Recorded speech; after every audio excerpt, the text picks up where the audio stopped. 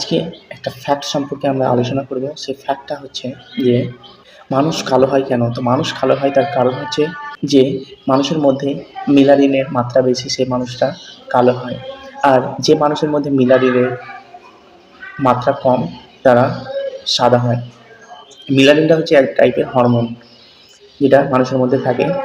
আর এই যে ডেফিনেশনটা, এটা সায়েন্টিফিক ডেফিনেশন এক টাইপের। তো আজকে তাহলে তোমরা বুঝতে পারলে যে মানুষের মধ্যে মেলানিনের মাত্রা বেশি তারা কালো হয়, আর যে মানুষের মধ্যে মেলানিনের মাত্রা কম তারা সাদা হয়। মেলানিনের মধ্যে অনেকগুলো ফায়দা রয়েছে। যে মানুষের মেলানিনের মাত্রা বেশি, মানে যে মেলানিন হরমোনটা আছে সেই হরমোনের মাত্রা যদি বেশি থাকে তাহলে সে মানুষের ক্যান্সার হওয়ার সম্ভাবনা কম থাকে। কিন্তু যে মানুষের মেলানিনের মাত্রা বেশি থাকে তাদের ক্যান্সার হওয়ার সম্ভাবনা কম থাকে, আর যে মানুষের মেলানিনের মাত্রা কম থাকে তাদের ক্যান্সার হওয়ার সম্ভাবনা বেশি থাকে।